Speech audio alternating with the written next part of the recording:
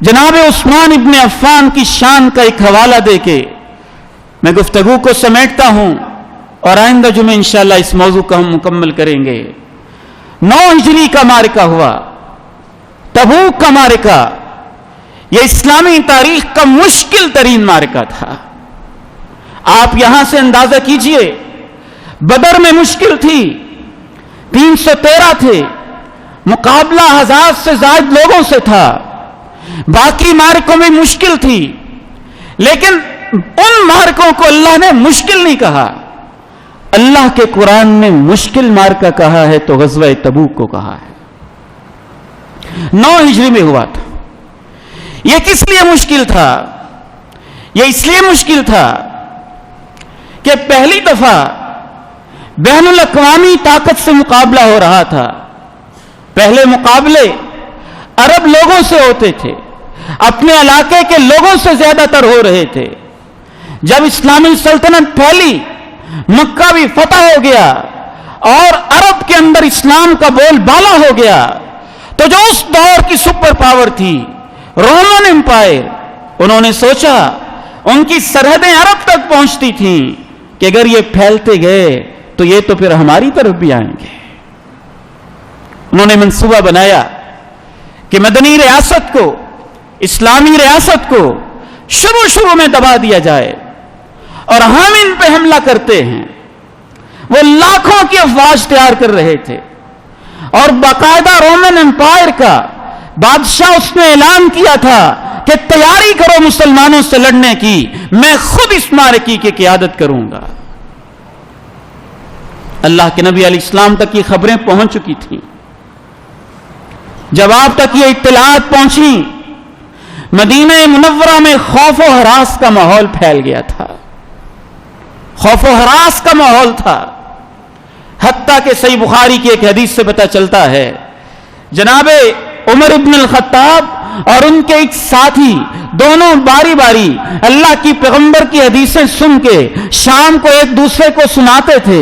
جناب عمر کہتے ہیں، ایک دن میرا وہ انصاری پڑوسی اور ہمسایہ دوڑا دوڑا آیا، کہنے لگا افتح افتح ذرا باب الشدہ، زور سے دروازہ کھٹکایا، کہنے لگا کھولو کھولو کھولو۔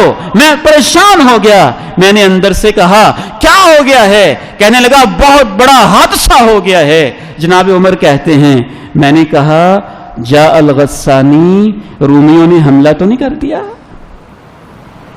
کوئی غیر معمولی حرکت ہوتی تو صحابہ کہتے کہیں رومیوں نے حملہ نہ کر دیا ہو، لیکن اللہ کے پیغمبر علیہ السلام نے کہا بجائے اس کے کہ وہ ہمارے اوپر حملہ آور ہوں، ہم آگے بڑھ کے ان کا مقابلہ کریں گے۔ 9 ہجری میں آپ نے اعلان کر دیا، سب اس سے لڑنے کے لیے تیار ہو جاؤ، کوئی پیچھے نہ رہے۔ جب اعلان ہوا اس وقت جیش الاسرہ اسے اس لیے کہا جاتا ہے کہ تمام کے تمام صحابہ ان میں سے اکثر ذمہ دار تھے، اور ان کی کھجور کی فصلیں اور ساری فصلیں بالکل پک کے تیار تھیں اور اتارنے کا موقع تھا۔ آپ میں سے بہت سارے ذمہ دار لوگ ہیں، آپ جانتے ہیں فصل اتارنے کا موقع ہو، 6 ماہ کی سال کی محنت ہو، اور بالکل پک کے فصل تیار ہو، تو آپ کو کہا جائے کہ چلو سفر پہ نکلنا ہے، اور سفر بھی ہو جو مدینہ منورہ سے تقریباً 600 کلومیٹر دور ہے، تبوک۔ آپ نے کہا وہاں پہنچیں گے، وہاں جا کے ان کی سرحدات شروع ہوتی ہوں گی، کہ وہاں ان سے جا کے ٹکر لیں گے، مقابلہ کریں گے، جہاد کریں گے۔ اس لیے بھی مشکل، گرمی بہت تھی، اس لیے بھی مشکل، باہر نکلنا ہی مشکل تھا، اس لیے بھی مشکل، فصلیں پک کے تیار تھیں، حتیٰ حتیٰ کہ منافق صفت لوگ ایک دوسرے کو کہتے تھے.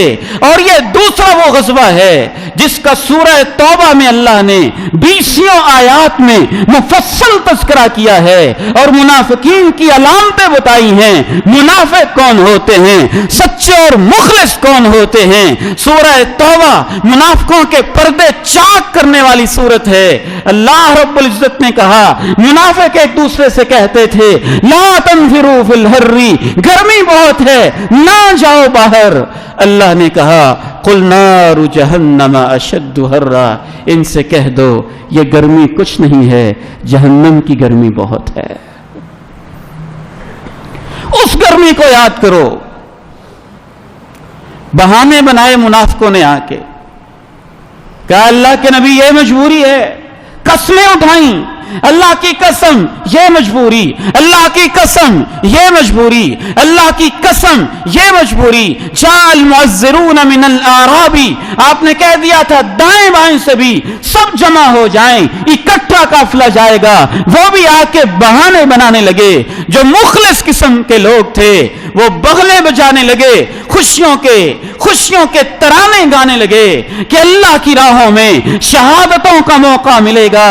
جناب ابوبکر صدیق, جناب عمر فاروق, دیگر صحابہ کرام, جب اللہ کے پیغمبر نے تبوک کے معرکے کا اعلان کیا تو صحابہ کی کیفیت یہ تھی, آ کے اللہ کے پیغمبر کے سامنے سب کچھ نچھاور کر رہے تھے. آپ کو اندازہ تھا 30,000 صحابہ جہاد کے لیے جمع ہو گئے. اب مسئلہ یہ تھا کہ ان 30,000 لوگوں نے 600 کلومیٹر کا فاصلہ کرنا ہے, پیدل ہو نہیں سکتا, سواریاں موجود نہیں ہیں, نہ اونٹ نہ گھوڑے, نہ تلواریں نہ زریں, نہ زاد راہ نہ سفر خرچ. 30,000 لوگوں کو کھانا کھلانا, ان کی سواریوں کا انتظام, 600 کلومیٹر تک ان کو لے کے جانا, پھر آگے لاکھوں کی افواج سے مقابلہ کرنا, زیریں اور تلواریں. حتیٰ کہ صحابہ کہتے ہیں ہم 18 لوگ باری باری ایک ایک گھوڑے پہ سفر کیا کرتے تھے. 18 لوگوں کے لیے ایک گھوڑا. جوتے ٹوٹے, خون بہے, زادرہ ختم, پتے کھا کھا کے گزارا کیا, کھجوریں ختم, گٹھلیاں چوس چوس کے گزارا کیا. یہ جیش الاسرا ہے, یہ مشکل ترین غزوہ ہے. اس نے منافقوں کو سچے مومنوں کو الگ کر دیا تھا. آپ نے اعلان کیا مدد کرو, اسلامی ریاست کمزور ہے. کیا ہوتی ہے مدینہ منورہ کی ریاست؟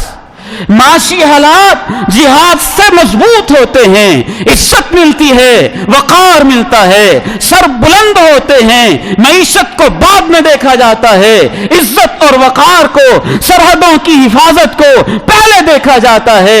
پاس کچھ موجود نہیں. صحابہ سے کہا اسلامی ریاست کی مدد کرو, ڈونیشن دو. جناب ابو بکر آئے, کہا سب کچھ اللہ کے قدموں میں, اللہ کے پیغمبر کے قدموں میں نچھاور کیا. کہا ابو بکر گھر کیا چھوڑ کے آئے ہو؟ کہا اللہ کے پیارے نبی جو کچھ تھا آپ کے قدموں میں ڈھیر کر دیا ہے, گھر میں بس محبتیں ہی بچی ہیں. عمر فاروق کیا لے کے آئے ہو؟ آدھا سامان لے کے آ گیا ہوں. صحابہ آ رہے ہیں, لیکن سب سے بنیادی کردار اس کے اندر جناب عثمان ابن عفان رضی اللہ تعالی عنہ نے ادا کیا تھا. آئے 100 اونٹ, 200 اونٹ, 300 اونٹ, 400 اونٹ, 500 اونٹ, 600, 700, 800, 900, 1000 بأحلابها وأقطابها بأحلاسها وأقطابها حتى لم يدع اقالا ولا خبالا. امام زہری رحمہ اللہ نے کہا، امام قتادہ نے کہا، امام ابن حجر فتح الباری میں لکھتے ہیں کہ امام قتادہ نے کہا جناب عثمان ابن عفان نے غزوہ تبوک کے موقع پہ 1000 اونٹ پالان سمیت، زروں سمیت، سامان سمیت، لگاموں سمیت اور ان کے اوپر رکھنے والے ساز و سامان سمیت اللہ کے پیغمبر کے قدموں میں آ کے ڈھیر کر کے قربان کر دیا. پھر واپس گھر گئے، پھر اپنے سونے کے ذخیرے اکٹھے کیے، 1000 دینار یوں اپنی آستین میں ڈال کے اللہ کے پیغمبر کی جھولی میں ڈالا. اللہ کے پیغمبر اتنے خوش ہوئے، جناب عثمان ابن عفان کے سونے کے سکوں کو اپنی گود مبارک میں یوں پکڑ پکڑ کے حرکت دے رہے تھے. 1000 دینار آپ کو پتہ کتنا بنتا ہے؟ یہ کہنا آسان ہے. 1000 اونٹ، 1000 دینار، ایک دینار تقریباً 425 گرام کا بنتا ہے. 425 گرام کو آپ 1000 سے ضرب دیں، 4.25 کلو سونا، اس کے ڈھالے ہوئے سکے. ایک دینار میں تو 2 بکریاں آ جاتی تھیں. ایک دینار میں اس دور کے اندر 2 بکریاں قربانی کے قابل خریدی جا سکتی تھی. 1000 دینار، 4.25 کلو تقریباً سونے کے سکے اللہ کے پیغمبر کی جھولی میں آ کے ڈالے. اللہ کے پیغمبر اتنے خوش ہوئے، کہا ما ضر عثمان ما عمل بعد اليوم. عثمان آج کے بعد ساری زندگی تو کوئی نیکی بھی نہ کرے تو آج مشکل ترین مرحلے میں جو تو نے دین کی مدد کی ہے تیری نجات کے لیے اتنی ہی کافی ہے.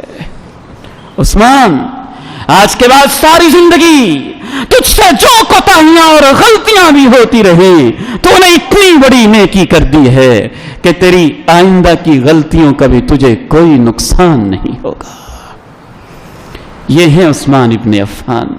منافقوں نے ان کے خلاف کیا کیا پروپیگنڈا کر رکھا ہے، یہ خلیفہ کیسے بنے، کیسے شہید کیے گئے، اور آج تک یہ کتنے مظلوم ہیں، اور ان کے خلاف کیا کیا پروپیگنڈا تاریخ میں ہوتا رہا اور آج بھی ہو رہا ہے. انشاءاللہ آئندہ خطبہ جمعہ میں ہم اس موضوع کو مکمل کریں گے.